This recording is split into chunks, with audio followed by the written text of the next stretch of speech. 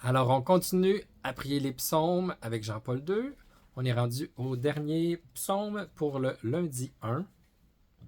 Le psaume 28-29, Manifestation de Dieu dans la tempête. Aïe, aïe, aïe, ça va.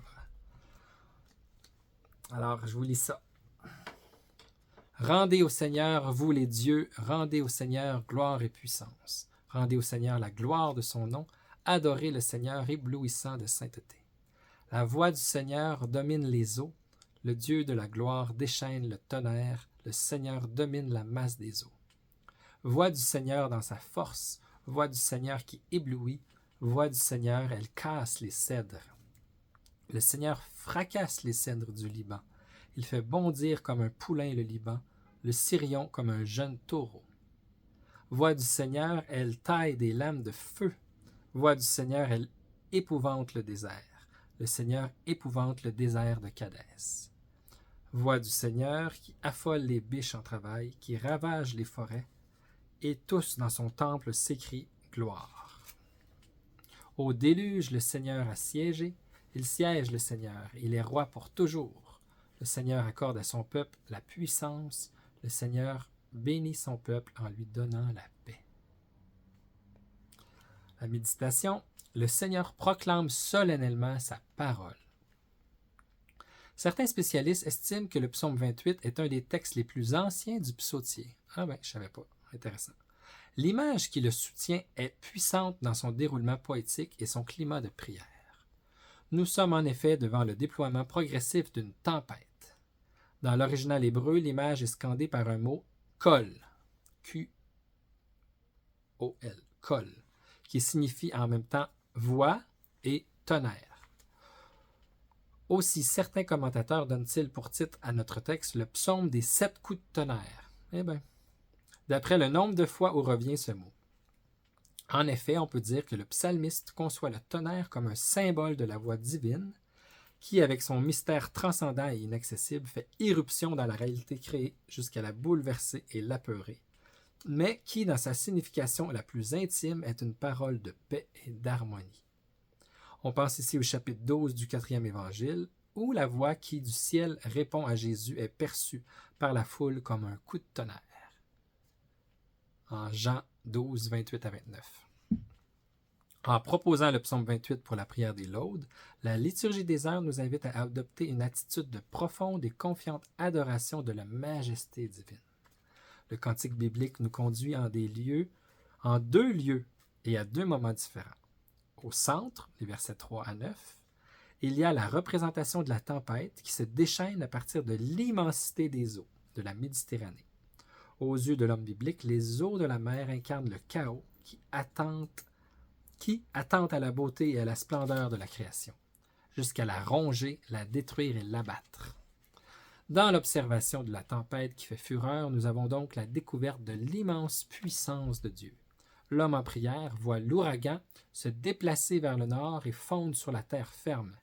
Les très grands cèdres du Liban et du mont Sirion, d'autres fois appelés Hermon, sont abattus par la foudre et semblent bondir sous l'effet du tonnerre comme des animaux apeurés. Les coups de tonnerre se rapprochent, traversent toute la terre sainte et descendent jusqu'au sud dans les steppes désertiques de Kadès. Après ce tableau, tout de grands mouvements et de tensions, nous sommes invités à contempler en contraste une autre scène qui est représentée au début et à la fin du psaume, les versets 1 et 2 et les versets 9b à 11.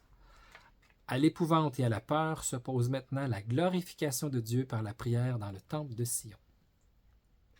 Il y a comme un canal de communication qui unit le sanctuaire de Jérusalem et le sanctuaire céleste.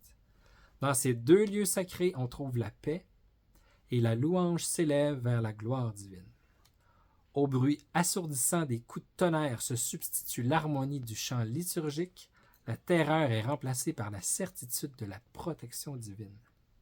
Dieu apparaît maintenant siégeant sur la tempête, en tant que roi pour toujours, verset 10, c'est-à-dire comme le Seigneur et le souverain suprême de toute la création. C'est beau. Devant ces deux tableaux antithétiques, l'homme en prière est invité à faire une double expérience. Tout d'abord, il il doit découvrir que le mystère de Dieu, exprimé par le symbole de la tempête, ne peut être capturé et dominé par l'homme. Comme le chante le prophète Isaïe, le Seigneur, semblable à la foudre et ou à la tempête, fait irruption dans l'histoire en semant la panique chez les hommes pervers et les oppresseurs. Sous l'intervention de son jugement, les adversaires remplis d'orgueil sont déracinés comme des arbres frappés par un ouragan ou comme des cèdres qui volent en éclats sous l'action de la foudre divine. Référence à Isaïe 14, 7 à 8. À cette lumière est mise en évidence ce qu'un penseur moderne, Rudolf Otto, a appelé le tremendum de Dieu, c'est-à-dire sa transcendance ineffable et sa présence de juste juge dans l'histoire de l'humanité. C'est en vain que celle-ci a l'illusion de s'opposer à sa souveraine puissance.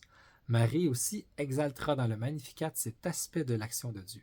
Déployant la force de son bras, il disperse les superbes, il renverse les puissants de leur trône. Luc 1, 51 à 52a. Mais le psaume nous présente un autre visage, un autre aspect du visage de Dieu, celui que l'on découvre dans l'intimité de la prière et la célébration de la liturgie.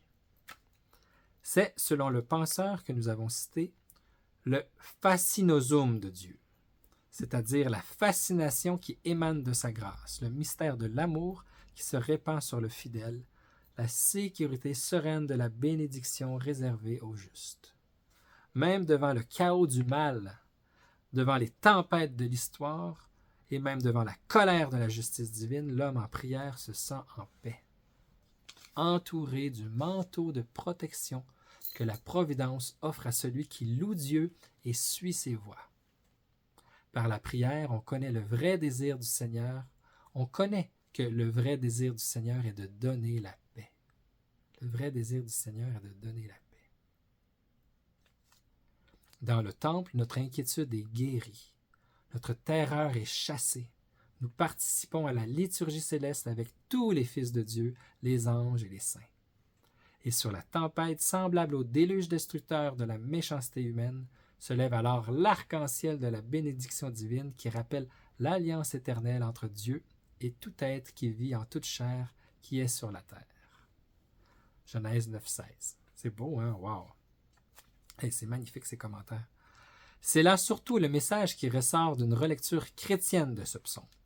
Si les 7 coups de tonnerre de notre psaume représentent la voix de Dieu dans le cosmos, l'expression la plus élevée de cette voix est celle par laquelle le Père, lors de la théophanie du baptême de Jésus, a révélé son identité la plus profonde en tant que Fils bien-aimé.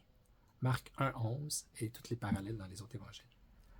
Saint Basile écrit « Peut-être et plus mystiquement, la voix du Seigneur sur les eaux a eu un écho quand une voix vint d'en haut lors du baptême de Jésus et dit « Celui-ci est mon Fils bien-aimé ». Alors, en effet, le Seigneur planait sur de nombreuses eaux, les sanctifiant par le baptême. Le Dieu de la gloire tonna d'en haut par la haute voix de son témoignage. Et tu peux aussi entendre par coup de tonnerre ce changement qui, après le baptême, s'opère par la grande voix de l'Évangile. C'était l'homélie sur les psaumes de Saint Basile. C'était l'audience générale du 13 juin 2001. C'est magnifique. Alors, la prochaine fois, on va être rendu au mardi 1. Alors, merci. Continuez de me suivre, de vous abonner. Puis, bonne prière. Ça donne le goût de prier, d'aller prier ces psaumes-là. C'est tellement beau. On dirait qu'on lit le commentaire, puis là, on a le goût de les relire. Vraiment très beau. Bonne prière, bonne contemplation, bonne louange. Amen. À bientôt.